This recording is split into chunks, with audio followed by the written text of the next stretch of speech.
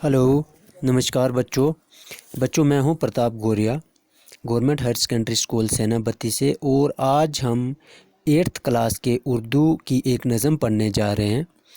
वो नज़म है सीता जी की आहुजारी, जिसके लिखने वाले हैं सरवर जहां आबादी।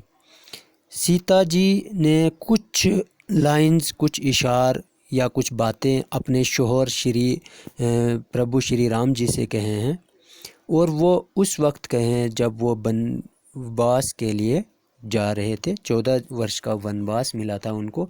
तो उससे पहले की कुछ मेन बातें मैं आपको बताना चाहूँगा, तो आप ध्यान से सुनेंगे और उसको भी समझने की कोशिश करेंगे। राम के बारे में थोड़ा बताना चाहूँगा और एक थोड़ी सी कहानी बताने के बाद मैं ये यूनिट शुरू करूँगा।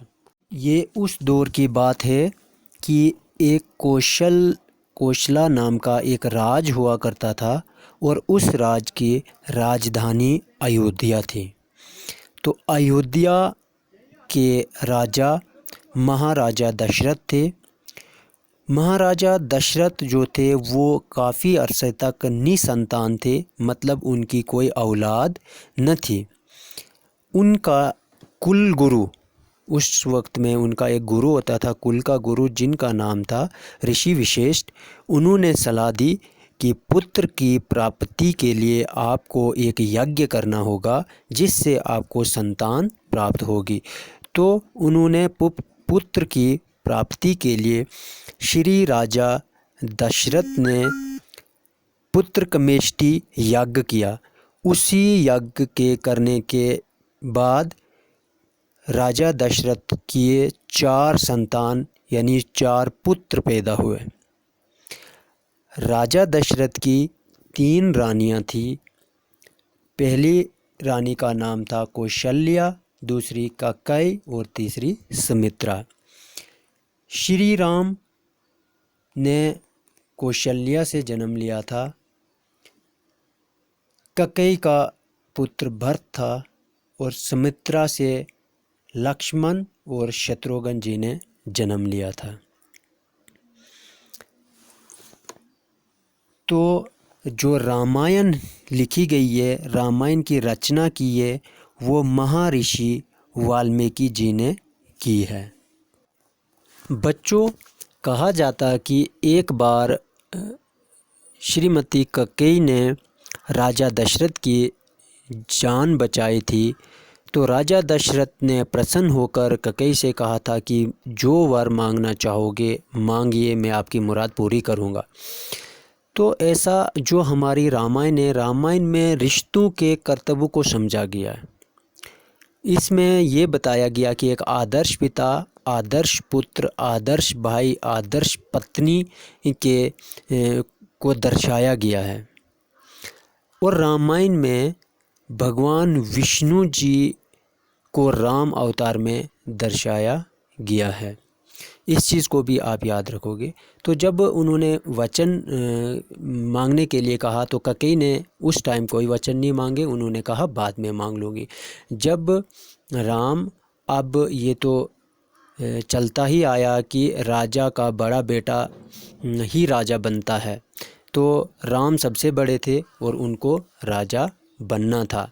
लेकिन अब एक जो कैकेयी रानी थी, उनकी एक दासी थी।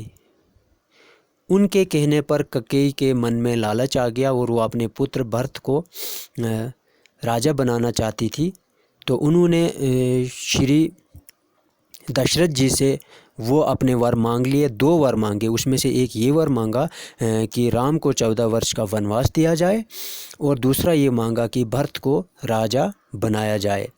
लेकिन ये सब हमें किताबों में भी, आप टेक्स्ट बुक में भी पढ़ोगे, ये मिलेगा। लेकिन असल जो बात है वो ये है कि जो अवतार धरती पर विष्णु का आया था, जो रामायण में बताया गया, वो बहुत सारा धरती पे पाप बढ़ गया था, उसको मिटाने के लिए विष्णु भगवान ने राम का अवतार लिया था। और ये कहते हैं कि ऐसा होना ही था, तभी कके का मन भी वैसा हुआ था और राम ने भी वो बात माननी थी। राम को पता था पहले से ही कि मुझे वन में जाके बहुत सारे राक्षसों का जो अधर्म पे चलते हैं उनका नाश करना, तो ये सब चीज़ें पहले से ही डिसाइडेड थी। तो ये सारी चीज़ें रामायण में बताई गई है। फिर जब राजा दशरथ मजबूर हो गए, उन्होंने राम को वनवास दे दिया। और साथ में जब भरत जी को ये बात पता चलती है तो उन्होंने राजगद्दी लेने से बिल्कुल इनकार कर दिया था। उनको कोई राजगद्दी का लालच नहीं था। उनके इनकार करने के बाद वो खुद राम की तलाश में जंगल में निकल गए थे। तो इससे जो एक आदर्श भाई का करैक्टर था वो बताया था। उसके बाद यहाँ पर लक्ष्मण जी ने भी अपने भाई के साथ चलने की इच्छा जाहिर की थी। तो क्योंकि इन दोनों को अवतार माना जाता था, ये भाइयों के पास बहुत सारी शक्तियाँ थी। तो इसके बाद जब वो तैयारी कर रहे थे वन में जाने की, तो तब सीता जी भी वन में जाने की इच्छा जाहिर करती है, लेकिन राम उनसे मना कर देते हैं। तो मना करने के बाद वो उनसे कहते हैं कुछ लाइनें जो आपकी 8वीं क्लास की किताब में लिखी हैं, तो उनको हम एक्सप्लेन करेंगे और साथ में उनकी तशरीह भी करेंगे। तो अब वो हम इशार पढ़ेंगे और आप समझोगे कि इससे पहले ये हुआ था। तो सीता जी ज़िद कर रही थी वन में उनके साथ जाने के लिए। तो उस ज़िद में जो लाइनें लिखी हैं सरवर जहां आबादी जी ने बहुत अच्छे से एक्सप्लेन किया, तो वो एक्सप्लेन करके भी मैं समझाऊंगा। अपनी कापी साथ में रखिए और मुश्किल अल्फाज के भी मायने लिखते रहिए। रामचंद्र जी के वनवास के वक्त मुश्किल अल्फाज के मायने भी साथ साथ लिखते रहिए। हमरा अपने बन को मुझे नाथ ले चलो, रेखा तुम्हारे चरणों की हूँ साथ ले चलो। हमरा होता अपने साथ, कहते कि अपने शोहर को, नाथ होता पति, शोहर या पति देव। कहते कि हे पति देव, है मेरे शोहर, मुझे भी अपने साथ ले चलो, रेखा तुम्हारे चरणों की हूँ साथ ले चलो। कहता कि मुझे मेरे नाथ अपने साथ ले चलो, कि आपके पाँव की जो लकीरें हैं मैं उनकी तरह हूँ, मैं आपसे अलग नहीं रह सकती हूँ। जैसे अपने पाँव की लकीरें हमेशा इंसान के साथ चलती है, वैसे ही मैं आपके साथ रह सकती हूँ। और उन्होंने ये भी कहा था कि सीता जहाँ जिस वन में जाएगी उसके लिए अयोध्या वही वन होगा। अयोध्या में रहते हुए भी वो किसी आपके बिना अयोध्या कोई किसी जंगल से कम नहीं लगेगा। इसलिए अगर वो चाहते हैं, राम चाहते हैं कि ये एक स्वर्ग में रहें, तो उनके लिए स्वर्ग उनके साथ ही है। नाजुक है मेरा शीशा, दिल टूट जाएगा, छूटा तुम्हारा साथ तो जी छूट जाएगा। कहते कि मेरा दिल शीशे की तरह नाजुक है, जो कि आपके बिना टूट जाएगा, मैं नहीं रह पाऊँगी। अगर आपका साथ छूटा तो मैं मतलब ज़िंदा नहीं रह पाऊँगी। इसलिए अगर आप मुझे चाहते हो ज़िंदा रहूँ या खुश रहूँ, तो मुझे अपने साथ ही वनवास ले चले। रातें न कट सकेंगी अकेले फ़िराक की, फ़िराक होता है जुदाई। कहते हैं कि जो जुदाई की रातें हैं, जो आपके बिना मुझे यहाँ पर जीना पड़ेगा। तो एक आदर्श पत्नी के ये अल्फाज हैं कि मैं वो रातें नहीं कट पाऊँगी जुदाई की, इसलिए मुझे भी अपने साथ ले जाओ। कड़ियाँ वो जिसने झेली हूँ फ़िराक की। कहते हैं कि वो परेशानियाँ मेरे से आपकी जुदाई की बिल्कुल भी नहीं झेली जाएंगी, इसलिए मुझे भी अपने साथ ले चलो।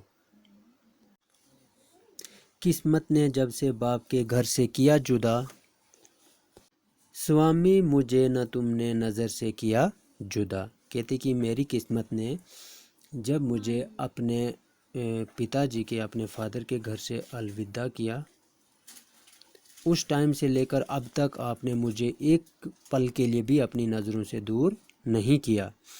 पुतली की तरह आँखों में शाम व सहर रही। पुतली होता है आँख के बीच में जो एक काला निशान होता है, जैसे उसको आँख से बाहर नहीं कर सकते, वैसे भी मैं आपसे दूर नहीं रही हूँ, शाम को भी और सुबह भी। शाम व सहर होता है सुबह भी शाम भी। पहलू में बन के आपके साथ अगर मैं बन होता जंगल में रहूँगी, सबर व शकीब जिगर रही। कहते हैं कि अगर मैं आपके साथ रहूं तो आपके साथ जुड़ी रहूंगी, आपके जिगर के साथ जुड़ी रहूंगी, आपसे दूर नहीं रह पाऊंगी। तो इसलिए मुझे भी अपने साथ वन में ले चलो। उसके बाद कहती है कि दुख आज तक सहा ना, मैंने आज तक कोई दुख नहीं सहा, न गम इंतज़ार का, और कभी इंतज़ार भी नहीं करना पड़ा और कोई गम इंतज़ार का भी नहीं रहा। मुझ पर करम रहा सितम रोज़गार का, करम होता मेहरबानी रही है मुझ पर कि आज तक मैंने कोई भी दुख या तकलीफ़ नहीं सही है। सदमे तुम्हारे हिज्र के क्यों कर उठाऊंगी, मैं मर मिटूंगी दुख जो ये दम भर उठाऊंगी। सदमे होता दुख या तकलीफ़, हिज्र होता जुदाई के। कैसे उठाऊं मैं ये दुख, कैसे उठाऊं मैं ये तकलीफ़ें, ये सदमे आपकी जुदाई के। मैं तो इन दुखों से, इन तकलीफ़ों से मर ही जाऊंगी, मर मिटूंगी अगर ये दुख मुझे उठाने पड़े। घर में जो छोड़ जाओगे सीता गरीब को, पाओगे वन से आके न जीता गरीब को। फिर भी अगर आप मुझे ज़िद करके वन में चले जाते हो मेरे स्वामी, तो सीता जी कह रही है कि आप वापस जब आओगे तो मुझे ज़िंदा नहीं पाओगे। आप अपना वनवास ख़त्म करके आओगे तो मैं ज़िंदा नहीं रह पाऊँगी। तारीख तुम बिगेर है, तारीख होता अंधेरा, आपके बिगेर तो मेरी ज़िंदगी में अंधेरा ही अंधेरा है। पूरी अयोध्या मेरे लिए अंधेरा ही है, आलिम मेरे लिए, पूरी दुनिया मेरे लिए एक अंधेरे के सिवा है। फिरदौस भी है, फिरदौस होता है जन्नत, अगर जन्नत भी हो तो वो भी मेरे लिए तकलीफ़दायक होगी आपके बिना, आपके साथ के बिना। मैं जन्नत में भी बहुत दुखी रहूँगी, जहन्नम, और वो जहन्नुम की तरह होगा, ना कि वो जन्नत होगा। इसलिए मैं आपके बिना बिल्कुल नहीं रह सकती, तो मुझे अपने साथ ले चलो। दुख हूँ, तकलीफ़ें हूँ, जो भी हूँ, मैं वन में आपके साथ काट लूँगी।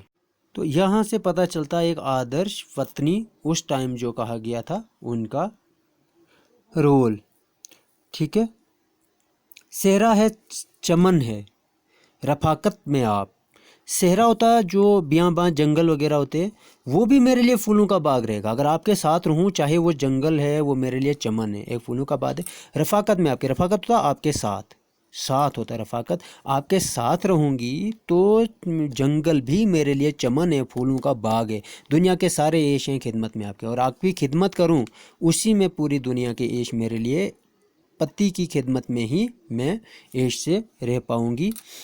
यूं हर तुम्हारे साथ फिरूंगी मैं वन में खुशी, जहां ले चलो मैं खुशी खुशी वन में, जंगलों में आपके साथ रह सकती हूँ। भंवरा कली कली पे हो जैसे चमन में खुश, भंवरा जैसे कली पे जहाँ पे जाता खुश होता, गुनगुनाता, उसी तरह मैं भी आपके साथ जाऊँगी, खुश रहूँगी और गुनगुनाती रहूँगी। पीताम्बर समझ के दरख्तों की छाल, आरास्ता करूँगी कद नौनिहाल। कहती है कि पीताम्बर समझ के, पीताम्बर तो पता आपको एक जर्द रंग का एक रेशमी कीड़ा होता है, वो जैसे वो रहता है कि दरख्तों की छाल में रहकर उन्हीं में रहता है, उन्हीं को खाता है और खुश रहता है, वैसे ही मैं दरख्तों की छाल को अपना लिबास बनाऊंगी, वही पहनूंगी, उसी को पहनकर मैं अपने आप अपना रहूंगी और उसी हाल में मैं खुश रहूंगी, किसी भी चीज़ की कोई डिमांड नहीं करूंगी। इसलिए मुझे अपने साथ ले चलो, मैं आपके बिना यहाँ पर अधूरी हूँ।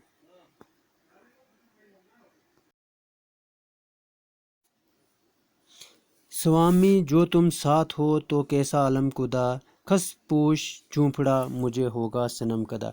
अगर आपके साथ रहूँगी मेरे स्वामी तो मेरे लिए कोई अलम नहीं है, कोई दुख नहीं, कोई परेशानी नहीं, कोई तकलीफ़ नहीं है। जैसे झाड़ियों का घास फूस का झूंपड़ा होगा, वो भी मेरे लिए एक अच्छा बिस्तरा होगा। सब्ज़ा बना के लाएगा बिस्तरा मेरे लिए, सब्ज़े पे मैं सोऊंगी, वही मेरा बिस्तरा रहेगा। झूला झुलाने आएगी सरसर मेरे लिए, सरसर होता ठंडी हवा, वही मेरा झूला झुलाने भी आएंगी। सूरत तुम्हारी देख के गम भूल जाऊंगी, जब भी कोई गम होगा या परेशानी या तकलीफ़ होगी तो आपकी सूरत देख के वो सारा मिट जाएगा, वो सारी तकलीफ़ें दूर हो जाएंगी।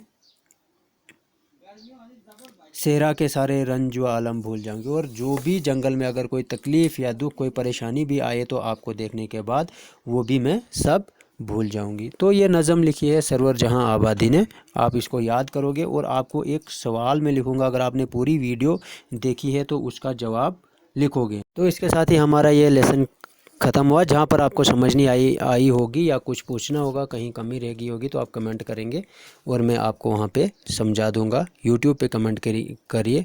तो मैं एक छोटा सा सवाल बताने जा रहा हूँ, तो वीडियो को बाद रोक कर उसको आप समझोगे और जवाब में लिखोगे, ठीक है। आपकी नानी की बेटी के पति के बेटे की माँ आपकी क्या लगती है? जिसको भी जवाब आएगा वो कमेंट में लिखें। ओके, धन्यवाद।